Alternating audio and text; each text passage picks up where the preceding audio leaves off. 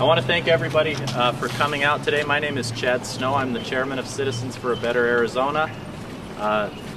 There is a saying that says the harder the conflict, the more glorious the triumph.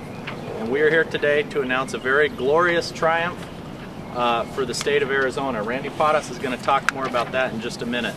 Many people have asked me, why are you involved in this? And I just want to say, I've lived in Arizona my whole life. I love this state. I have 5 children that attend the public school system here in Arizona.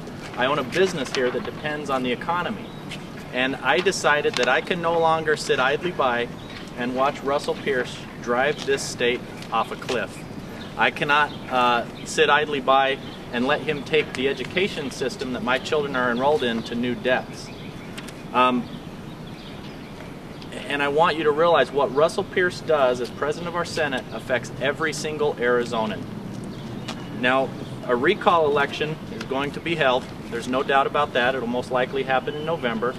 And I want to call on the residents of LD18 out in Mesa to ask themselves a few questions. Do you want to live in a state that's already ranked next to last in our country in education and has just cut another $500 million from our education budget? Do you want to live in a state that is known nationwide and worldwide for hate and divisiveness and fear and racism? Do you want to live in a state that fights against sick people in need of transplants and unemployed people who are in a rough time because of our economy? Do you want to live in a state that puts more emphasis on a new state gun than on new jobs? According to yesterday's newspaper, Arizona has one of the bleakest job outlooks in the country right now under Russell Pierce's leadership. Now, Mr. Pierce and his paid minions have called our group into question. They've called our finances into question. They've called who our backers are into question. And I want to remind Mr. Pierce, this effort is not about us. It's not about the 1,100 people who either walked LD18 to get signatures or donated money online to our cause. It's about one person, and that's Russell Pierce. It's about his leadership being too extreme for our state and ruining our state. And I want to call on the press. We found some very interesting things out about Mr. Pierce's own finances in the last few days.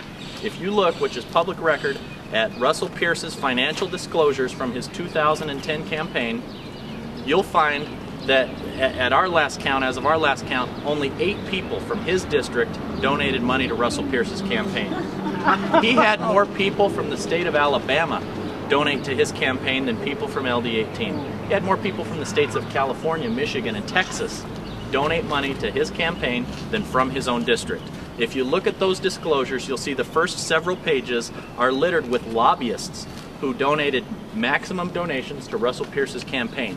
You'll see Fiesta Bowl employees who made max donations to Russell Pierce's campaign. He threw a fundraiser for himself the day before the Senate went into session in January, hosted by dozens of lobbyists who paid several $100s each to curry favor with President Pierce. And I want the residents of LD18 to ask themselves, in light of all this, who does Russell Pierce represent? Whose interests does he represent? The 8 people in his district that donated money to his campaign, or the dozens of lobbyists and out-of-state special interests that donated to him? That I think is a very important question. I want to turn the time over now to Randy Pottas. Like I said, we have a very historic announcement to make. Randy. Yes, and immediately following this, we'll continue our statewide recall tour down to Tucson. We need to switch mics. Oh.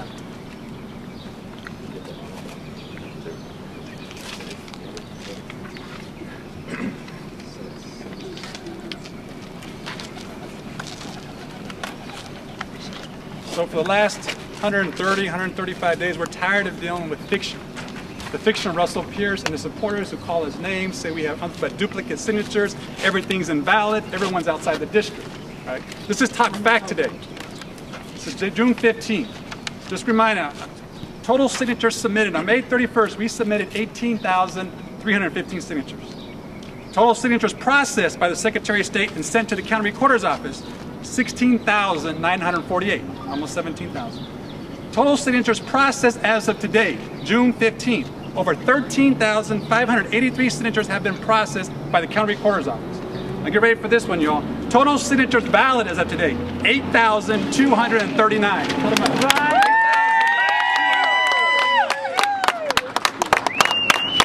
These are not things that we say are valid. This is what the county recorder is saying is valid as of today. These are signatures that are just, they're so valid, just automatic. It's the first pass through. The other ones that have been claimed invalid will get a second pass and a third pass. At this rate, we have a validity rate of 61%.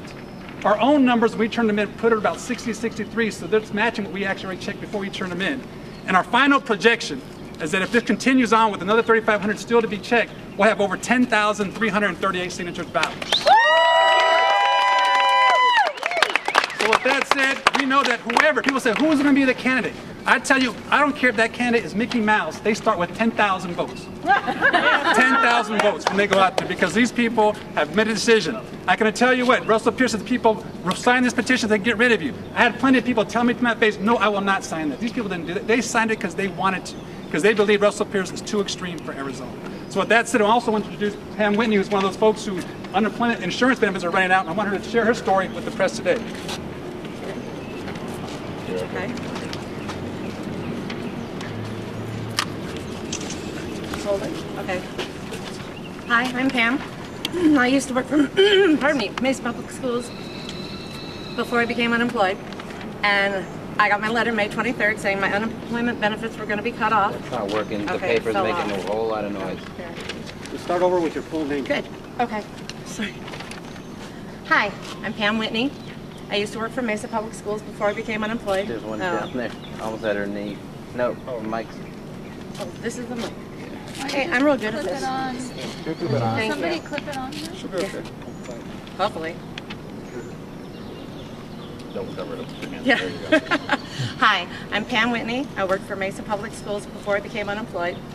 I received my letter May 23rd saying that my $120 a week unemployment check would be discontinued after this today. I think it's my last one, $120.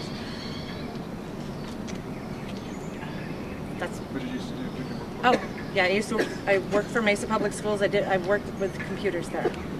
And when they consolidated all the jobs, there wasn't enough. It's not, anyway, I work there and now I don't. I'm unemployed. I don't know what to say. And you're staying at home and. Well, yeah, I've got three kids. One of them's going to Mesa Community College, and one of them's bipolar. So I really need to stay on the health insurance at least. I'm hoping that works out because nobody here doesn't want him on his meds. Okay. Did they tell you what the cost of the COBRA would be?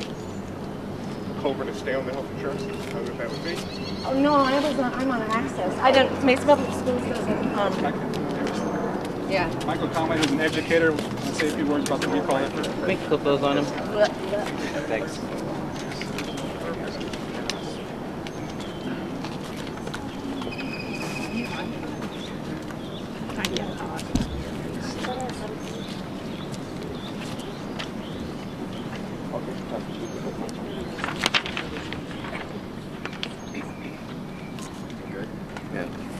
I'm Michael Conway. I work for Mesa Public Schools, and this is a glorious day for every student that I teach and every student that goes to Mesa Public Schools or a public school anywhere in the state. Public schools have been targeted by Russell Pierce. We're about 14% lower than we were in 2008 in funding. The territory of Guam actually funds at a higher rate per student than the state of Arizona, and that's a crime. This legislature is willing, I think, to let this generation of children go because they are ideologically opposed to public education. And, you know, Barry Goldwater once said, extremism in the defense of liberty is no vice. And you know what? I would agree with Barry Goldwater on that. But what we have here is extremism just for an ideological cause. There is no moderation. There cannot be any compromise. And that's not leadership. Leaders will step up, go to the table, be able to reach a compromise which is good for everybody in the state. not just good for your political backers or apparently the 8 people that donate to your campaign in your own district. I live a stone's throw away from Russell Pierce. I do live in 18. I'm not an anarchist. I don't belong to any cartel. And unfortunately, we're outside since we were asked to leave the public building. I'm not a lawbreaker. This is huge. This is important to everybody in the state. Pam just lost her $120 a week. What is she supposed to do with her kids? These are the same kids that I'm going to be teaching at Keno Junior High. How are they going to learn? Russell Pierce does not care. He flushed them away yesterday like you would waste. He does not care about the unemployed. He doesn't care about the employed. He doesn't care about the citizens of the state. He cares only about his ideology and that he stay true to that. That's not leadership, that's extremism, and he needs to be recalled, and I cannot wait to cast my vote against him. All right. Yeah.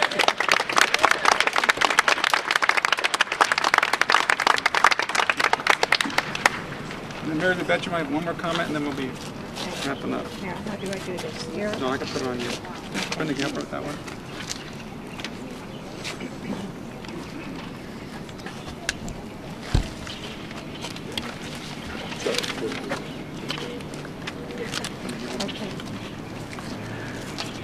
Are you hearing me all right? Yes. Okay, my name is Mary Lou, 2 words, Boettcher, B-O-E-T-T-C-H-E-R. I live in District 18. I am a Republican. I have known Russell Pierce when he started coming to our precinct committee meetings when he started to run for office. He was then against public schools. And there were several of us who were teachers in the room that were telling people that this was not the right thing. We have had that for many years. I am proud to be able to say that I'm working to recall. We've already got the votes to have the election. We hope that the people who are looking at the votes will get them to us soon enough, and that it will go to the governor soon enough so we can have a November election. We do not want him in the Senate again next year. All right, thank you.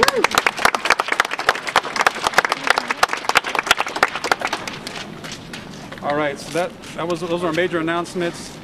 I don't know if you have any other questions. We're going to wrap this thing up. I want to thank everyone for coming out here. We're going to be also meeting folks at 10 o'clock at our office for on Saturday for more strategy meeting. Talk about our next steps. There's a lot of things going on, so I want to thank everyone for coming out here.